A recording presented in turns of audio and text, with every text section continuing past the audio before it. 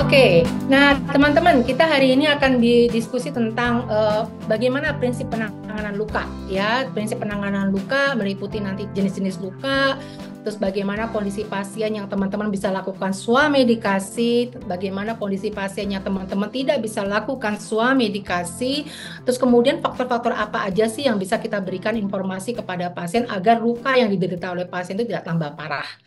Luka itu gangguan atau kerusakan integritas dan fungsi jaringan tubuh. Jadi kalau kita bicara terjadi luka, ya berarti ada kerusakan pada jaringan pada tubuh itu sendiri. Nah, kalau dilihat dari berbagai literatur referensi, luka itu bisa dibagi menjadi beberapa, ya. Ada luka karena teriris, terus kemudian luka memar. Nah, luka memar ini terjadi banyak pada anak-anak, ya, pada orang tua juga iya, pada dewasa juga iya. Luka lecet, ya. Nah, ini luka lecet ini akibat bergesekan dengan benda lain yang biasanya tidak tajam. Tapi luka lecet ini juga tidak hanya bergesekan dengan benda lain. Mungkin Bapak Ibu pernah nggak punya pasien yang obesitas? Nah, obesitas itu saya pernah ketemu pasien obesitas yang pahanya saling bergesekan begini, Bapak Ibu. Bisa kebayang nggak? Kan biasanya kan pahanya orang teman-teman pasien-pasien obesitas itu kan besar gitu kalau obesitas, ya. Sehingga ketika dia berjalan dia bergesek. Ya, jadi ini juga perlu kita bantu gimana ya caranya pasien-pasien dengan obesitas yang ya tadi terjadi gesekan di paha gitu ya, terjadi juga luka di tempat lain akibat lepitan-lepitan lemak yang tidak pada saat membersihkan tidak bersih, membuat akhirnya mobilitas dari pasien tersebut semakin sedikit. Terus kemudian apalagi luka tusuk. Ya, luka tusuk ya, karena benda yang tertusuk ini teman-teman juga pasti pernah ketemu ya, kasus di mana luka tusuk entah itu tusuk paku gitu ya, atau tertusuk yang lainnya yang lebih serem lagi ya seperti pisau dan lain-lain, luka gores, luka tembus dan luka bakar lain. Jadi teman-teman sudah punya nih gambaran luka yang seperti apa yang teman-teman bisa tangani, ya, dan luka seperti apa yang teman-teman rasanya perlu penanganan eh, medis lebih lanjut, ya. Nah, sekarang kita bicara kalau dari jenis-jenis luka tadi, bagaimana tata laksananya, ya. Tentunya kalau ada luka, harapan orang yang kena luka itu nomor satu adalah satu lukanya sembuh. Nggak ngomong dulu bicara lukanya nggak bekas, tapi estetiknya tetap nggak ada orang yang pengen punya luka lukanya sembuh tapi berbekas. Ya, jadi pasti kepengen orang kalau udah kena luka, lukanya gimana caranya ya supaya cepat sembuh dan tidak berbekas. Jadi kalau kita kembali lagi tata laksana luka, maka kembali tujuan tata laksana luka, teman-teman harus firm ya bahwa setiap tata laksana luka itu mengacu kepada tiga tujuan. Tujuan yang pertama adalah penyembuhan dengan cepat dengan mengembalikan fungsi dari jaringan tersebut, ya, bukan berarti lukanya sembuh dipotong. Wah, itu jaringannya berarti nggak berfungsi dengan baik. Hasil estetiknya optimal. Kemudian apalagi tujuan tata laksana luka, infeksi dan trauma tidak diberikan. Yang pertama adalah cepat sembuh, fungsinya berjalan dengan baik, estetiknya optimal, dan tidak ada infeksi lanjutan atau trauma lebih lanjut. Dan yang tidak kalah pentingnya adalah tata laksana luka harus membantu pasien supaya tidak merasa sangat suffering gitu ya, menderita. Dengan cara gimana? Luka yang ada dibantu diberikan terapi untuk mengeluhkan rasa tidak nyaman, rasa nyeri, dan mengembalikan fungsi normal. Ada beberapa pilihan ya teman-teman kalau kita bicara terkait dengan baik itu cara antiseptik, baik itu plester, tapi apapun pilihan yang diberikan oleh teman-teman, yakinkan bahwa barang tersebut atau produk tersebut itu nyaman dipakai oleh pasien. Ada plester yang bagus tapi kenceng banget, rasanya kayak ketarik. Nah, itu juga tidak nyaman. Atau plester yang harus berkali-kali diganti karena tidak tembus, karena apa? Tembus air. Padahal memang pasien tersebut atau orang tersebut tidak bisa menghindari air. Nah, tentunya hal-hal seperti ini teman-teman harus perhatikan berdasarkan karakteristik dari pasiennya, sehingga tadi tidak hanya membuat luka itu jadi sembuh, mencegah infeksi, tetapi juga membuat rasa nyaman. Nah, tetapi kalau kita lihat, ternyata prinsip penyembuhan luka itu faktornya banyak banget. Tidak hanya bicara tentang penanganan luka ya, walaupun nanti penanganan luka ini menjadi sangat krusial banget ketika kita terlambat melakukan penanganan, ketika kita salah memilihkan produk penanganan luka, maka dampaknya nggak cuman ke apa ke penderitaan pasien, tapi ke estetiknya nanti ke depan. Ya, kalau kita bicara prinsip penyembuhan luka, ternyata luka dipengaruhi juga oleh respon tubuh. Respon tubuh ini seperti kayak imunitas, dan ini juga dipengaruhi oleh nutrisi. Nah, kalau kita bicara nutrisi, ada beberapa makanan yang mampu membantu atau mikronutrien yang mampu membantu vitamin C, vitamin E, vitamin K, zat besi itu membantu percepatan pembekuan darah.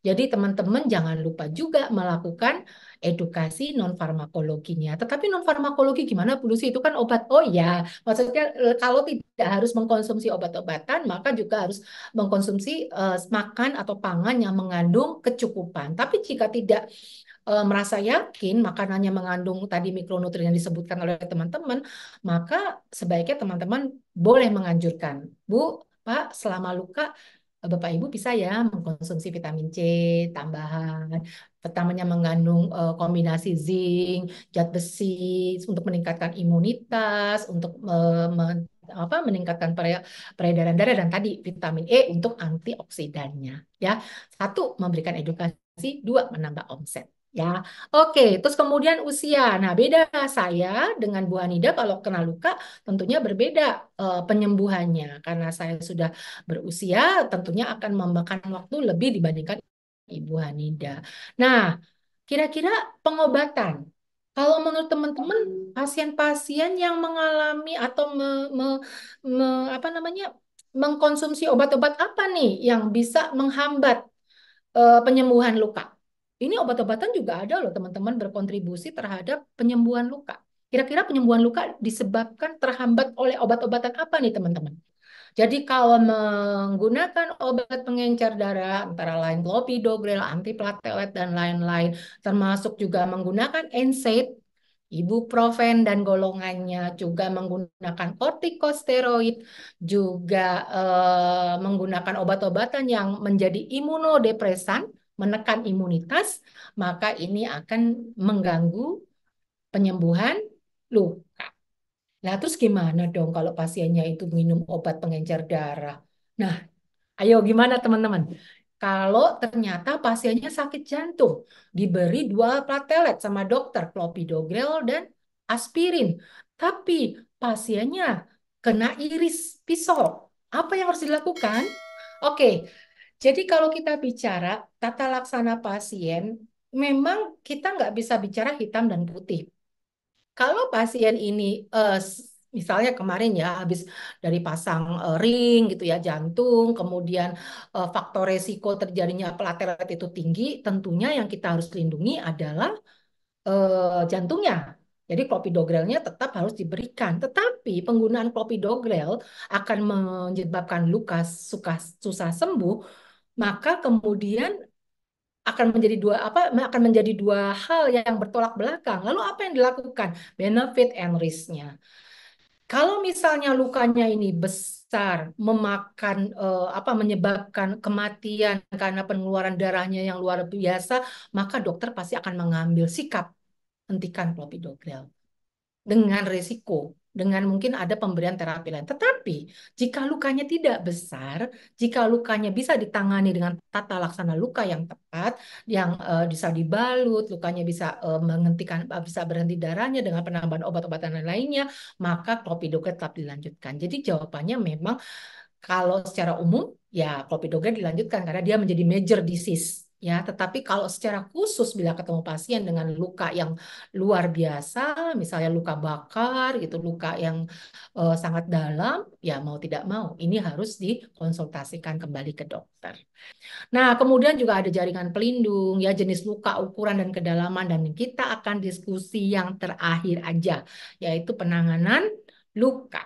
Nah, yang ingin saya ceritakan sama teman-teman adalah kalau luka itu mengalami berbagai fase. Mungkin kita nggak ngeh gitu ya, nggak sadar bahwa setiap luka itu ada fase-fase dan fase-fase ini penting diketahui untuk apa? Untuk tata laksananya. Ya, jadi ketika kita bicara, oh pasiennya luka, baru saja terjadi luka, maka yang harus dilakukan apa? Oh, pasien ini sudah luka kemarin dan sekarang terjadi inflamasi atau radang, maka apa yang harus dilakukan? Oh, lukanya sudah terjadi, udah radang, udah lewat. Sekarang udah masuk fase proliferatif. Ketika sudah terbentuk kolagen, lalu apa yang akan dilakukan?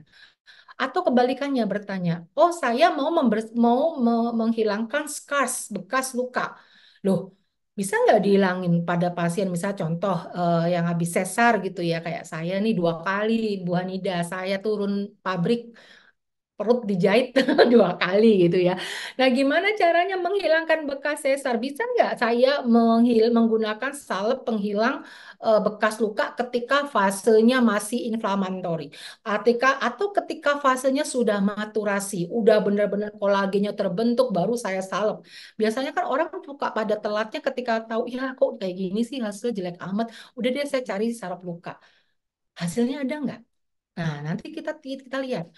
Banyak studi yang mengatakan kalau kita bicara tentang bekas luka, itu aplikasinya atau pemberiannya tidak tepat waktu, maka hasilnya tidak optimal. Jadi teman-teman perlu tahu ya, fase penyembuhan luka itu eh, tata laksananya akan tergantung pada fasenya. Contoh ya, kalau kita bicara fase inflammatory, yaitu fase di mana terjadi luka setelah 3 sampai 4 hari. Di sini mulai terjadi biasanya fagositosis, hemotosis, dan lain-lainnya. Darahnya masih keluar ya. Atau kemudian bukan darahnya masih keluar, masih terjadi inflamasi ya. Jadi hemotosis dan fagositosis masih terjadi.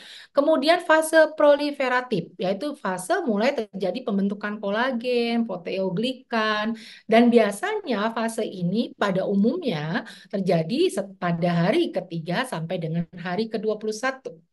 Nah, fase maturasi yaitu fase di mana kolagen terbentuk secara kuat, elastisitasnya sudah mulai berkurang dan muncul garis putih, itu biasanya terjadi setelah di atas hari ke-21. Jadi seperti ini nih penampilannya, ya.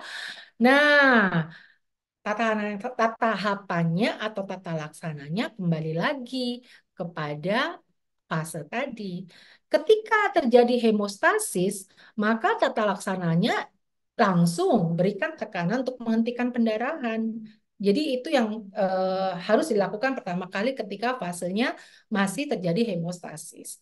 Nah, ketika sudah inflamasi, maka setelah ditekan, setelah darahnya berhenti, baru diberikan antiseptik luka. Ya, gunakan cairan antiseptik luka dan ini masih berlanjut sampai fase inflamasi. Ya, jadi tidak hanya fase inflamasi saja diberikan ketika ini darah sudah berhenti, kita langsung berikan juga antiseptik luka. Dan ketika kemudian masuk ke proliferasi, ketika lukanya sudah tidak ada pendarahan, ketika sudah dicuci dengan antiseptik luka, maka digunakan juga plester. Nah, plester ini kemudian setelah fase proliferasi ini berlanjut, kemudian pada saat proses penyembuhan untuk menjaga agar luka ini tetap baik, maka sebaiknya juga tetap diberikan antiseptik untuk salepnya ya supaya bisa melindungi dengan triple action. Nah, jadi kalau ketemu luka, ya memang mau tidak mau perhatikan pada 2 minggu pertama ya perawatan luka. Mulai dari pertama ketika kita luka terjadi dibersihkan. Ini contoh ya, contoh produk ya karena kita hari ini disponsorin oleh Betadine ya.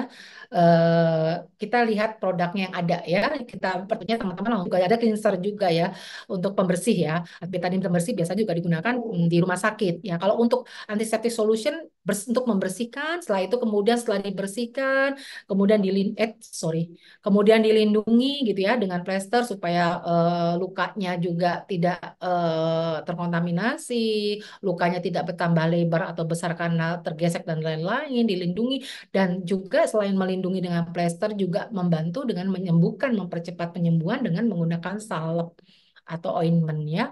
Ointment ini cari produk yang paling tidak memiliki triple action.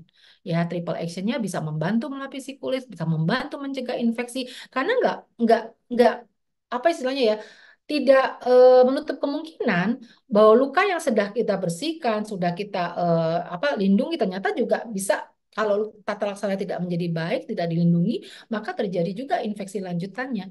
Jadi ini juga teman-teman harus perhatikan komposisinya dan hasil dari evidence base-nya apakah komponen atau komposisinya bisa tidak hanya membantu mencegah infeksi atau melapisi kulit, tapi juga bisa mempercepat penyembuhan. Nah, ini yang paling penting ya, jangan sampai luka ini membekas.